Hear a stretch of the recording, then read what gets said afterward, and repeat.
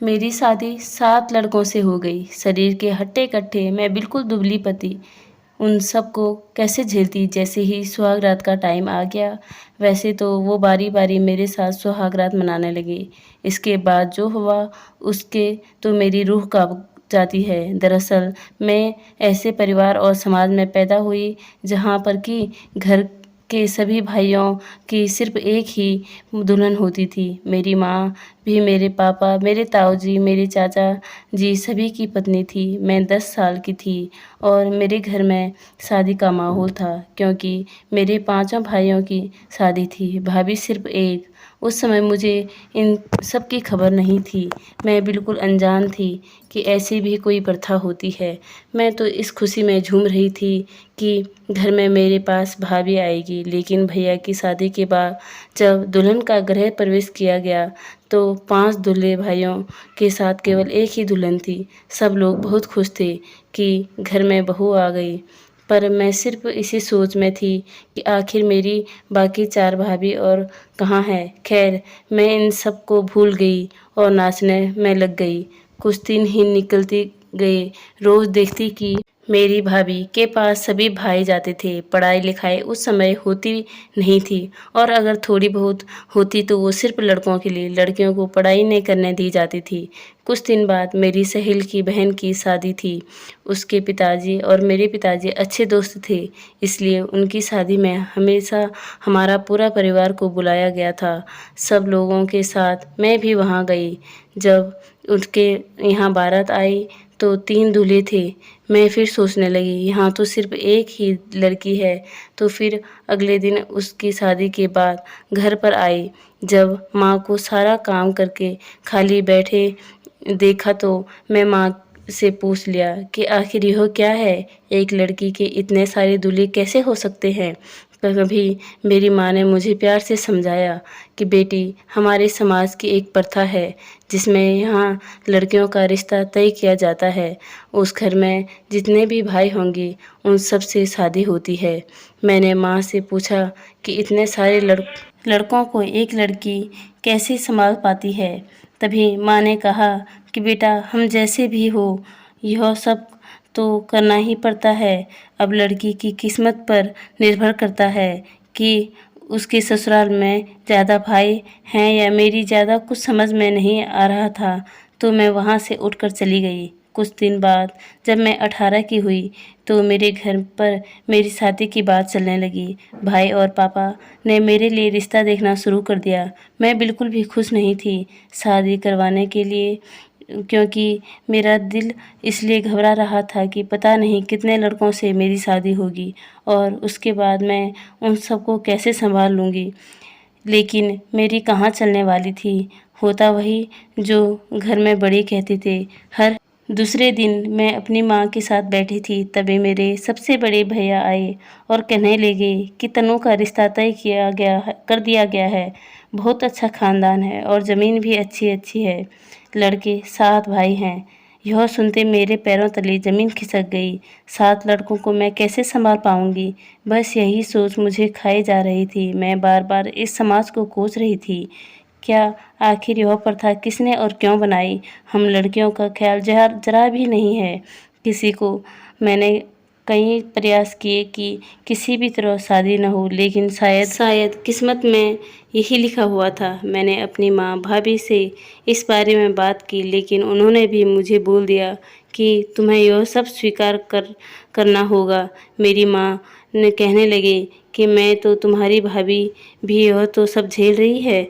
शुरू तुम्हें तकलीफ होगी, लेकिन बाद में तुम अपने आप को सहन करना सीख जाओगी। मैं दुखी मन से वहाँ से चली आई। अब जैसे जैसे शादी के दिन नज़दीक आ रहे थे, मैं गहरी चिंता में डूबी जा रही थी। आखिर वह दिन आ ही गया जिस दिन का हर लड़की को इंतज़ार रहता है, लेकिन मैं इस दिन को चाहती ही नहीं थी, क्योंकि मैंने शुरू से ही इसी प्रथा का सपना होते हुए देखा। सब लोग अपने अपने काम में लगे हुए थे। कोई तैयार हो रहा था तो कोई बारात में स्वागत के लिए तैयारी कर रहा था। मुझे भी तैयार किया जा रहा था। रंग गोरा होने की वजह से मैं सबसे सुंदर सी दुल्हन के जोड़े में बहुत सुंदर दिख रही थी, लेकिन मुझे अपनी सुंदरता नहीं दिख रही थी। मुझे सिर्फ़ यह चिंता खाई जा रही थी कि आखिर कैसे होगा? फिर मेरी ऐसी सोच में डूबे मन में अचानक कुछ लड़कियों ने शोर से बाहर निकाल दिया जो कह रही थी कि बारात आ गई। तभी बैंड बाजे के साथ बारात ने हमारे दरवाजे पर दस्तक दी। खाना-पीना करने के बाद मुझे मंडप पर ले जाया गया। वहाँ 7 दूल्हे बैठे थे। मेरा कलेजा धक-धक कर रहा था, लेकिन मैं अपनी मजबूरी के बारे में कुछ नहीं कर सकती थी। तभी उन सातों ने बारी-बारी मेरी मांग में सिंदूर लगाया और एक बड़ा-सा मंगलसूत्र एक साथ मेरी गले में पहनाया। फिर फेरे के लिए उन सातों के साथ मेरा एक पल्लू बांधा गया और फेरे करवाए। फिर हम आठों की शादियाँ संपन्न हुई। मुझे अपने कमरे में ले जाया गया, जहाँ कुछ महिलाओं के साथ मेरी भाभी और मेरी माँ भी थी। उन्होंने मुझे कहा कि देखो बेटा, सब के बाद सातों के साथ ही तुम्हारा संसार है। तुम कभी भी उन लोगों को निराश मत करना, ना ही कभी उनकी सेवा में कोई कमी रखना। हम सब की बातें हमेशा याद रखना। उनकी यह बातें मुझे अंदर से चुभ रही थी। मैं चाहकर भी अपने ससुराल नहीं जाना चाहती थी, लेकिन इस प्रथा की ज़िंदगी में इस कदर जकड़ी हुई थी कि चाहकर भी अपने आप को आज़ाद नहीं करवा सकती। घर विदाई का समय हो चुका था। सब लोगों से मिलकर मैं अपने ससुराल के लिए निकल गई। ससुराल पहुंचते ही सब लोगों ने रस्में पूरी की और मुझे खाना खिलाया। इतनी सुंदर बहू पाकर मेरे सास ससुर बहुत खुश थे। जो लोग भी आए थे, सब लोग मेरे ही चर्चे कर रहे थे, लेकिन उन लोगों की तारीफों का मुझ पर कोई असर नहीं पड़ रहा था जो मेरी चिंता दूर कर दे। अब रात हो चुकी। फूलों से सजा और इत्र की खुशबू से भरे कमरे में मुझे ले जाया गया और मुझे एक फूलों से सजे बिस्तर पर बैठा दिया गया। फिर कुछ देर बाद मेरे सबसे बड़े पति आए। उन्होंने मेरे साथ सुहाग रात मनाई और चली गई। मैं दर्द से करा रही थी, लेकिन फिर भी मैंने खुद को संभाला और अपने कपड़े सही किए। फिर मेरा दूसरा पति कमरे में आया और उसने भी मेरे साथ सुहाग रात मनाई। ऐसे करते करते मेरे सारे पतियों ने मेरे साथ सुहाग रात मनाए। सुबह फिर उठकर मुझे घर के काम में लगा दिया। रात भर का दर्द मुझे काम करने में अड़चन पैदा कर रहा था, लेकिन मैं आखिर कर भी क्या सकती थी। ऐसे रोज़ होता रहा। रात भर एक मशीन की तरह वो लोग मेरे जिस्म को नोचते और दिन में घर का काम मेरी हालत ख़राब कर देता। फिर एक दिन मुझे अपने माता पिता से मिलवाने के लिए मेरे पीहर ले जाया गया। वहाँ जाकर मैं सब लोगों से मिलकर बहुत अच्छा महसूस करने लगी, लेकिन मैंने अपनी भाभी से सब कुछ बताया तो उन्होंने मुझे दिलासा दिया कि कहा मैं तुम्हारे भाइयों से इस बारे में बात करूँगी। तभी मेरे वापस जाने का समय हो गया और मैं अपने ससुराल चली गई। मेरी भाभी ने मेरे भाई से बात करने के लिए कहा। मेरी माँ ने मेरी सास को बोला कि हमारी तनु बहुत कमज़ोर है, वो एक साथ 7 लोगों के साथ संबंध बनाने में अभी से सक्षम नहीं है, तो आज थोड़ा दया करो, आप थोड़ा दया करो उस पर। फिर मेरी सास ने मेरे 7 पतियों को कह दिया कि हर एक पति को हफ्ते में एक बार ही मेरे साथ आने की बारी आती। अब मैं कुछ ठीक होने लगी, क्योंकि वह रोज़ सिर्फ एक पति ही मुझसे संबंध बनाता था, लेकिन मेरे सबसे छोटे पति मेरे 7 पतियों से सबसे अलग थे। वो मुझे समझते थे, मेरे मूड का भी ध्यान रखते थे और मेरी हर तकलीफ़ को समझते थे। जब कभी मेरी तबीयत ठीक न हो तो वह मेरा ख्याल भी रखते थे। मैं भी उनसे ज़्यादा प्यार करती थी, क्योंकि सिर्फ वही थे कि जो मुझे अपनी पत्नी मानते थे। अब धीरे धीरे हम दोनों एक दूसरे के ही सपने देखने लगे। मेरे सबसे छोटे पति को बिल्कुल पसंद नहीं होता कि उसके बड़े भाई मुझे छुए, लेकिन उनकी और मेरी एक न चलती थी। आखिर मैं उनकी भी पत्नी थी। मैं एक दिन सबसे बड़े पति ने मुझसे आकर कहा कि तुम सुरेश यानी मेरे सबसे छोटे पति को इतना प्यार क्यों करती हो?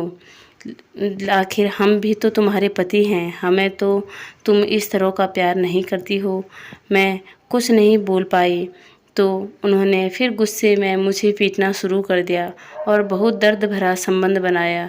मैं दर्द से कराहती रही, लेकिन उन्होंने मुझ पर बिल्कुल भी दया नहीं की। उनकी तरह मेरे बाकी पतियों को भी मेरा सुरेश के साथ प्यार बिल्कुल पसंद नहीं भाता था। वह भी मुझे मार पीट का शिकार बनाने पर सुरेश को भी सब कुछ भी पसंद नहीं आता था, लेकिन वह बेचारे क्या करते। एक दिन मेरे मायके से संदेश आया कि मेरा भतीजा हुआ है, तो मुझे वहाँ बुलाया गया। मेरी सास ससुर ने मुझसे कहा कि कल तुम अपने मायके चली जाना, तुम्हें सुरेश छोड़ आएगा और 2 दिन बाद वापस के लिए आएगा। मैं खुश थी, क्योंकि कम से कम 2 दिन तो मैं इन हैवानों से छुटकारा पाऊंगी। उस रात सुरेश की बारी थी मेरे कमरे में आने की। रात होते ही सुरेश मेरे कमरे में आए। मैं उन्हें देखकर कपड़े उतारने लगी। इतने में सुरेश ने मेरा हाथ पकड़ लिया और मुझसे आराम से बैठाया। मुझे कुछ समझ नहीं आ रहा था। तभी सुरेश कहने लगे कि देखो, मुझसे तुम्हारी तकलीफ़ देखी नहीं जाती और ऊपर से तुम्हें कोई और छुए मुझे बिल्कुल भी बर्दाश्त नहीं होता। तभी मैंने कहा कि अब हम कर भी क्या सकते हैं, और सच कहूँ तो मैं भी आपके साथ ही रहना चाहती हूँ, क्योंकि मैंने भी हमेशा से सिर्फ एक पत्नी का ही सपना देखा था और इस समाज की प्रथा है मुझे अपने सपनों से ही अलग कर दिया। तभी सुरेश ने मुझे कहा कि अब हम ऐसे नहीं रहेंगे। कल मैं तुम्हें तुम्हारे मायके छोड़ आऊँगा और वापस आकर घर से पैसे चुरा लूँगा। फिर 2 दिन बाद जब मैं तुम्हें लेने आऊँगा तो हम लोग वहाँ से कहीं दूर भागेंगे, अपनी अलग दुनिया में, इन सब से दूर। सुरेश ने इन बातों से मुझे बहुत सुकून मिला। मुझे एक उम्मीद चाहिए कि शायद अब मुझे ऐसा अत्याचार नहीं सहना पड़ेगी। दूसरे दिन मैं अपने कपड़े डालकर मायके के लिए चली गई। सुरेश के किसी दोस्त का एक्सीडेंट हो गया तो सुरेश को वहाँ जाना पड़ा। तभी इसमें मुझे मेरे पीहर जाने वाली बस पर बैठा दिया और खुद अपने दोस्तों के पास चले गए। सभी प्लान के मुताबिक ही चल रहा था। शाम का समय हुआ। मेरे ससुर के पास मेरे पिताजी का कॉल आया तो उन्होंने कहा कि क्या हुआ जी, आपने आज तनु को भेजा नहीं? तो मेरे ससुर ने कहा, यह क्या बात कर रहे हो? तनु तो सुबह ही बस से मैं बैठा दिया गया था। फिर सुरेश के आने के बाद मेरे ससुर ने उससे कहा कि तनु अभी तक अपने घर क्यों नहीं पहुंची? क्या तुमने इसे सही से बैठाया था क्या? तभी सुरेश ने कहा कि नहीं, मैं तो उसे अच्छी तरह बैठा कर आया था। अब सुरेश भी बहुत घबरा गए कि आखिर तनु गई कहाँ। मेरे मायके वाले भी आ गए। दूसरा दिन हो गया, लेकिन अभी तक मेरे बारे में कोई भी खबर नहीं आई। सबसे ज़्यादा उम्मीद तो सुरेश को ही थी कि आखिर मैं कहाँ गई। 2 दिन बाद तो मेरे साथ अपनी दुनिया बसाने वाली थी, लेकिन उससे पहले यह घटना हो गई। मेरी कोई खबर न लगने पर सब लोगों ने पुलिस को खबर करने की सोची और थाने में जाकर रिपोर्ट दर्ज करवाई। पुलिस अपनी छानबीन में लगी रही। तभी तनु की लाश उन्हें सड़क के दूसरे किनारे पर मिली।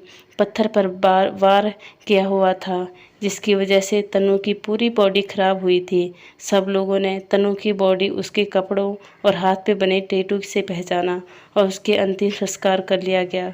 अब सवाल ये था कि आगे तनु को मारा किसने? जब तनु गई थी तो उसके गले में कई तरह के गहने जड़े हुए थे, वो जो लाश पर नहीं मिले, और लूटपाट का इरादा समझ लिया। कुछ दिन तक तो पुलिस ने छानबीन की, लेकिन अपराधी नहीं मिला। फिर बाद में इस घटना को भुला दिया गया। सब लोग भूल चुके थे, लेकिन तनु को भुलाना सुरेश के लिए मुश्किल था। वह तनु की यादों में दिन रात रहता। एक रात सुरेश अपने कमरे में सो रहा था, तभी उसे खड़खड़ की आवाज़ सुनी। सुरेश ने अपने कमरे का दरवाज़ा खोला और हवेली की पिछली तरफ गया। वहाँ पर से यह आवाज़ आ रही थी। फिर उसने देखा कि तनु के ससुर ज़मीन को खोदकर कुछ निकाल रहे थे। फिर उन्होंने ज़मीन में एक लाल रंग की पोटली निकाली और उसमें से कुछ गहने निकाले। मैं देखकर चकरा गया जब मैंने देखा कि वही गहने थे जो उस समय तनु पहन कर मायके गई थी। सुरेश को सारा माजरा समझ में आ गया, लेकिन वह यह सोचकर दुखी भी था, मेरे पिताजी ने ऐसे कैसे कह सकते हैं। सुरेश के दूसरे दिन पुलिस को बुलाया और सारी बातें कह डाली। तनु के ससुर सुरेश को गुस्से से देख रहे थे, लेकिन फिर पुलिस के खौफ से उन्होंने सब कुछ उगल दिया। उन्होंने कहा कि मैंने सुरेश और तनु की सारी बातें सुन ली थी कि वह लोग 2 दिन बाद बाहर जाएंगे, तभी मेरे बाकी 6 लड़कों का क्या होगा, तो हम बस बिरादरी में क्या इज्जत रहेगी। इसी डर से तनु का पीछा करने लगा और मुझे गुंडे आदमियों की वजह से तनु को मरवा दिया गया था कि वह सुरेश के साथ भाग न जाए। और मैंने गहने निकाल दिए ताकि लोगों को लूट-पाट का मामला लगे और हमारे गहने भी बच जाएंगे। पुलिस अब तनु के ससुर को गिरफ्तार कर चुकी थी। सुरेश की आंखों से आंसू नहीं रुक रहे थे। यह कैसी प्रथा है जिसकी वजह से लड़कियों को इतनी तकलीफ झेलनी पड़ती है, और अगर वह खुलकर जीना चाहती है चाहे तो उसे जान से मार दिया जाता है। सुरेश अब अपनी पूरी ज़िंदगी तनु की यादों में समर्पित कर चुका था। और भाइयों और बहनों, यह कहानी मेरी कैसी लगी आपको? पसंद आए तो वीडियो को लाइक कीजिए, शेयर कीजिए और कमेंट भी कीजिए। और हाँ, सबसे ज़रूरी बात है, आपने अभी तक हमारे चैनल को सब्सक्राइब नहीं किया है तो प्लीज़ सब्सक्राइब ज़रूर करें। धन्यवाद दोस्तों।